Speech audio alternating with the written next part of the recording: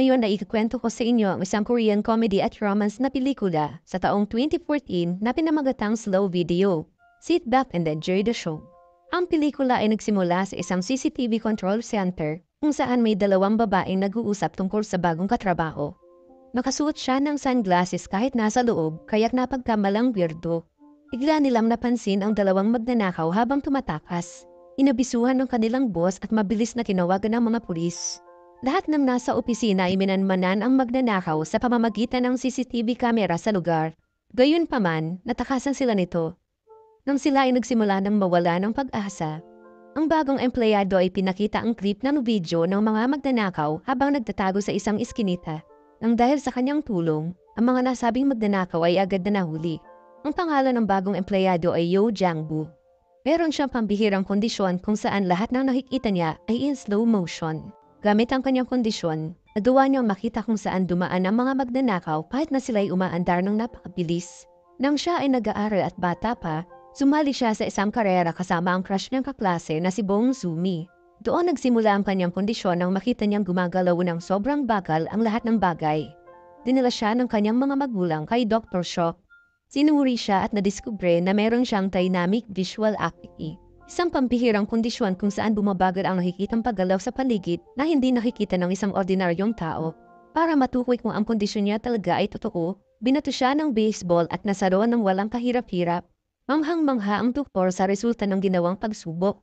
Inayuhan siya ng doktor na magsuot ng sunglasses sa lahat ng oras para hindi masira ang mata at wag nang tumakbo. Nang malaman ng magulang ang kanyang sakit, ang kanyang ama ay pumunta sa ibang bansa para magtrabaho upang siya ay maipagamot. Si Jang-bu ay naiwan kasama ang kanyang ina at kapatid na babae. Para sa kanya, ang kondisyon ay isang biyaya at isa ring sumpa. Kahit na nagagawa niyang makitang itaas ng hangin ang palda ng mga babae, lagi naman siyang nabubuli sa kanyang eskwelahan. Si Sumi lang ang nag-iisa niyang kaibigan at madaling nahulog ang loob ni Tipo. Sa paglipas ng panahon, pati si Sumi ay nabubuli na dahil sa pakikipagkaibigan sa kanya. Dahil dito, siya ay iniwan din ni Sumi. Hindi na siya nagkaroon pa ng bagong kaibigan. Gusto niya na rin mabulag, kaya naman nanonood siya ng TV sa lahat ng oras. Ang kanyang paningin ay hindi naman lumala, pero nagkaroon siya ng pagkahumaling sa mga Korean nobela. Sa mga aktor niya lang din natutunan kung paano makipagkapwa-tao, ngunit hindi niya naman ito ginagamit sa labas. Ang kanyang ama ay hindi umuwi sa kanila kahit sa araw ng holiday upang makapag-ipon. Ngunit lahat ng ito ay nasayang nang nasangkot sa isang aksidente sa trabaho at namatay. Dahil sa pagkamatay ng kanyang ama, ang natatanging taong malapit sa kanya ay si Dr. Shock. Inayuhan siyang lumabas ng doktor para makita ang mundo sa kanyang labas ng kwarto at para magtrabaho at kumita ng pera. Dito nagsimulang magtrabaho si Jang-bu sa isang CCTV control center. Gusto niya laging nakakakita ng tao sa screen dahil naaalala niya ang mga pinapanood na Korean novela. Ang kinaibahan lang ay wala itong script at lahat ay bida. Ang katrabahong si Byung-soo ay ikinwento sa kanilang boss ang pagiging tahimik niya. Kanyang ipinangako na susubaybayan si Jang-bu dahil sa natatangi nitong talento. Magkatabi silang nakaupo sa trabaho. Lagi niya ding sinusubukang makipag-usap kay Jang-bu. Subalit dahil sa pagkamahiyain nito, sumasagot lang ito sa kanyang isipan. Habang pinapanood ang mga kamera, makikita siyang binibilam at ginuguhit ang hakbang ng mga tao. Nagtaka si Byung-soo kung ano ang ginagawa niya, subalit nahiya itong itanong kung ano ito. Para kausapin, tinanong ni Byung-soo kung meron na siyang kasintahan. Doon niya naalala ang kababatang si Sumi kaya't agad na pumunta sa kanyang bahay ng sumunod na araw. Si Sumi ay malaki na at isang napakagandang dalaga. Subalit, ito ay may problemang pinansyal at laging pinupuntahan ng kolektor ng utang. Pinagmasdan siya ni Jang-bu sa malayo ngunit takot naman na kausapin siya. Simula ng araw na yun, araw-araw na siyang pinapanood sa CCTV camera at kinakabisa ang bawat pinupuntahan. Tuwing gabi, umiinom ito ng soda sa harap ng isang coffee shop kaya ginaya niya din ito. Nakakita siya ng isang inabandonang sofa sa daan at hinila ito sa tapat ng coffee shop. Napansin ni Sumi ang sofa at nagtaka kung saan ito galing. Sa sumunod na araw, siya ay na-stuck sa isang bus stop dahil sa malakas na ulan. Nakita ito ni Jang-bu sa kamera at pumunta kasama si Byung-soo para tulungan siya. Inayuman niya si Sumi gaya ng mga nakikita sa Korean novela. Subalit natakot si Sumi at tinawag siyang bastos. Sa sunod na araw, ang dalawa ay pumunta kay Dr. Shock at humingi ng payo kung paano mai-impress ni Jang-bu si Sumi. Kanyang ipinayo na magbigay ng bulaklak. Si Sumi ay nahuli sa kanyang musical audition. Inawagan niya ang manager at nagsimulang kumanta sa gitna ng kalsada at doon na nag-audition. Sobrang ganda ng kanyang boses kaya't napatigil at pinanood siya ng mga dumaraan.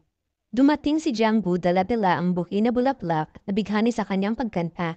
Ibinigay niya ang bulaklak pagkatapos ng kanta, ngunit hindi ito ikinatuwa ni Sumi.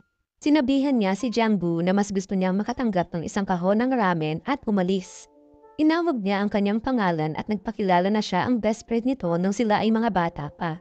Subalit siya ay nagsinungaling at sinabing Oh Sumi ang kanyang pangalan at hindi Bong Sumi.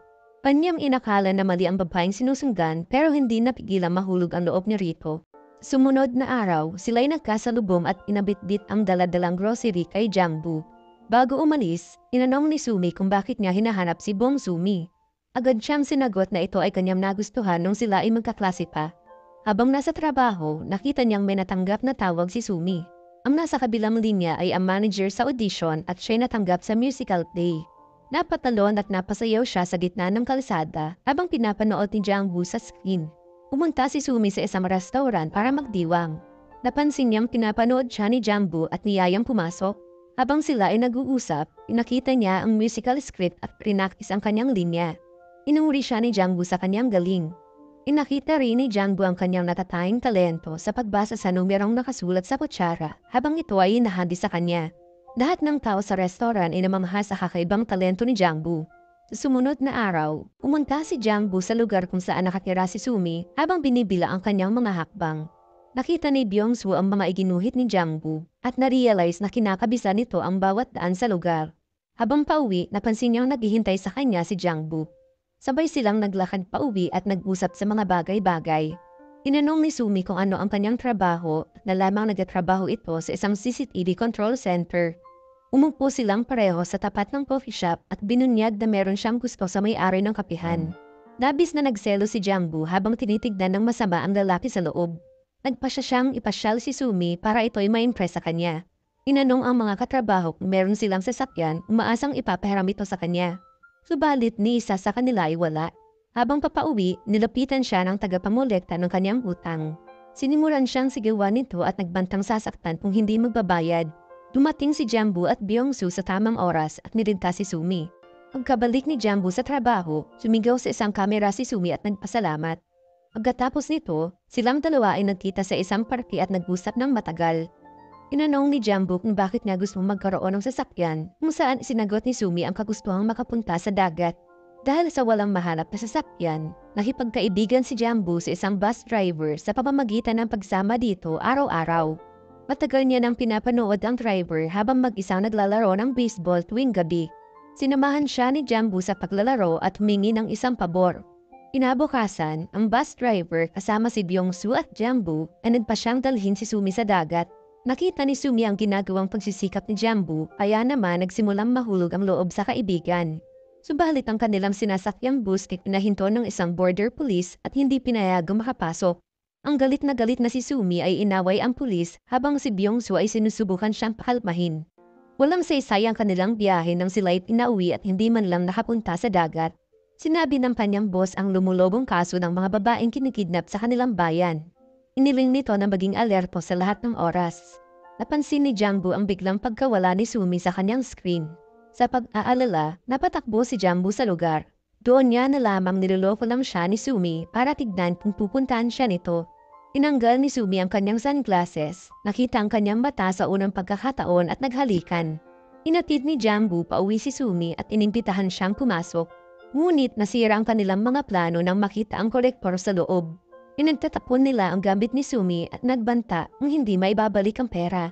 Sinubukan siyang tulungan ni Jiangbu, subalit walang nagawa nang magsimulang lumabo ang kanyang paningin. Nang makaalis ang grupo, nag-usap silang dalawa habang nakaupo. Nakita ni Sumi ang mga drawing na ginawa sa kanya ni Jiangbu, doong sila ay magkaklase. Inunyag ni Sumi na siya ay nagsinungaling sa pagpanggap bilang ibang babae.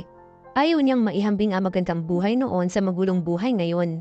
Hindi inasahan ni Jiangbu ang narinig sa kaibigan at nanatiling tahimik.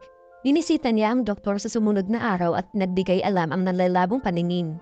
Ang kinalabasan, dumala na ang kanyang kondisyon kung saan ikakabulag niya na ito. Alam din ni Jiangbu na isang araw ay mabubulag siya. Ito ang dahilan kung bakit siya nagtrabaho sa CCTV Command Center at kung bakit niya binibila ang bawat hakbang ng mga tao. Ito din ay upang mabilis siyang masanay sa oras na tuluyan ng mabulag.